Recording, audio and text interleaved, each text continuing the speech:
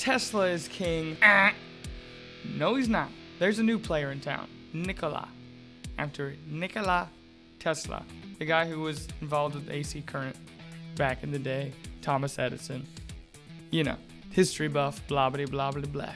This new competitor, he is focused less on battery power and more on hydrogen electronic power, or otherwise known as fuel cell hydrogen fuel cell. It's fuel cells powered by hydrogen with electricity. It's like taking Tesla even more efficient. This dude's been around for longer than you thought. I was upset earlier today because I thought about investing in Tesla, probably around March when the economy tanked. At the time, it was $400 a share, which is a lot of money, especially for a young kid. Now it's $1,000 a share. It busted to, I think, $1,010. So I started to do more research into what was causing Tesla to go through the roof, and I found this article on his competitor, on their competitor, known as Nikola, and that's all I got. Diving into more research, this company is going to be big. And if it isn't, then it's their own mess up. They have everything in line to even overtake Tesla in the long run in, 10, 12 years from now. Let me give you more background, some informational tidbits. They are fuel cells powered by hydrogen along with batteries. I'm no scientist. I don't know exactly the specifications, but I could probably find a diagram and put it on here with a little ding. Now, since I'm not a genius, I'm going to read it from this notes I have here. These are fuel cell electric vehicles. They're powered by hydrogen, and they are more efficient than conventional internal combustion engines and produce no tailpipe emissions. They only emit water vapor and warm air. FCEVs, or full cell electric vehicles, and the hydrogen infrastructure needed to fuel them are in the early stages of implementation. Nikola was around since about 2015. It just went public June 4th. Okay. By June 10th, it went from $30 a share to about $80. Now it sits about $61. I know this probably all seems like gobbledygook. Why do I need to know this? Blah, blah, blah. But it's really important for more than just one reason. The first one, obviously, Tesla's the big name, but the idea that it probably won't be, it's going to happen. When you're the first to the market, that's great. But then when something else arrives that's cheaper, it's better, and it's more cost effective, what do you think is going to happen? You're going to lose. When I shop, I go, is it cheaper than this? Is it better than this? Or is it more convenient? If it's all three, you got me, home run, you're the winner. That's how that goes.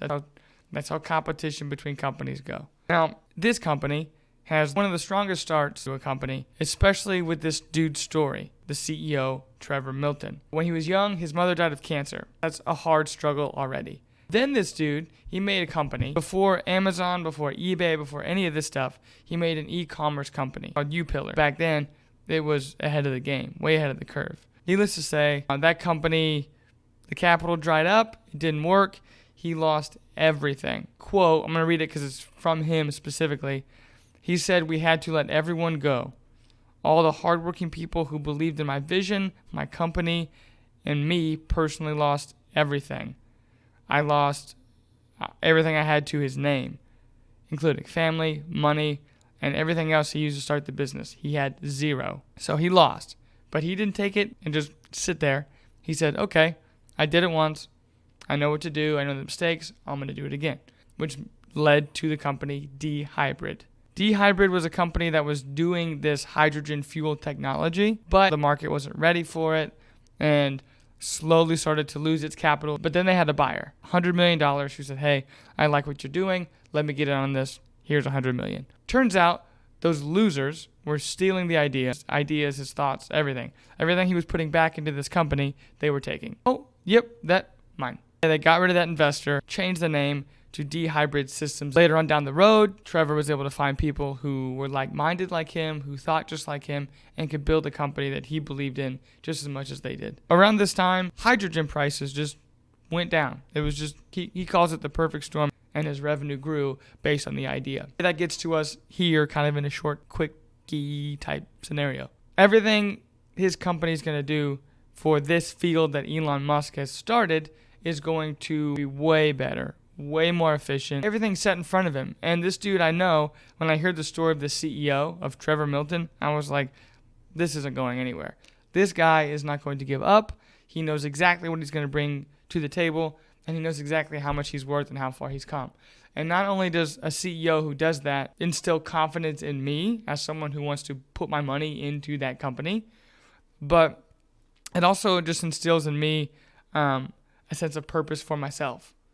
That drive, motivation, I need that. You need that. Everybody needs to have that in life if you want to get to places. It's not going to get there by just sitting and doing nothing. That motivation from that one just the CEO, before I read any more, I said, this guy's got something. He's going somewhere. I know it. Then I started digging into stocks are doubling, investors are going. And then I realized, I was like, well, is he taking pre-orders? Yes. Their pre-sales, 10 billion with a B. They're hydrogen-fueled trucks. Double the miles that you can go on a single charge. Instead of going 300 miles on an electric charge, you can go double and it weighs less. He's thinking broad term, not only for personal vehicles like me and you, but also for truckers, like fully hydrogen-powered electric fuel cell trucking cars that can go quadruple the length of time and save money, because in the next few years, hydrogen prices are going to come down. So when I say everything's in front of him and it's lined up, it is lined up. It's waiting for him to just hit it. The good news is, unlike Tesla, which I was young when Tesla was around, but there weren't easy places to brokerage your money into these publicly traded places. I have Webull, I have Robinhood, I have a bunch of places that my money is sitting, waiting, and I can just do it now. I could pick up my phone, click, and put money into this company, right? Before it even takes off. Before that, it was nobody's game. Elon Musk, get after it. I mean, again, that's probably because I was just a small kid. So in conclusion, this company is more efficient. They can make it for far less. They have a lot going for them, especially with the catalyst. So now they're focusing money into the infrastructure for hydrogen fuel stations instead of electric fuel stations. Not only are you going to be seeing electric fuel stations everywhere, you're going to be seeing hydrogen fuel stations everywhere. I think it's a great company, and just from the little research I found, I know I'm definitely going to be looking to putting my money into the hands of Trevor Milton. Within a year or two, with investments and the infrastructure set up, they could have tremendous demands for its fuel cell battery-powered hydrogen vehicles. Tesla had roadblocks. Tesla had lots of roadblocks. Now they're here at 1,000 a share with Elon Musk. There's a lot more dominoes falling into place than when Tesla was around. If they can't make this happen, then that's on them.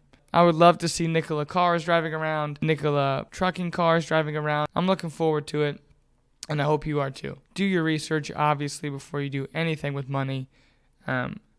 Obviously, this isn't a mansion behind me. I'm not saying I'm a rich, smart investor person. I hope to be, I plan to be, and I aspire to be. And Nikola's a great option, and I definitely think you should check them out. Play the exit. Play the exit.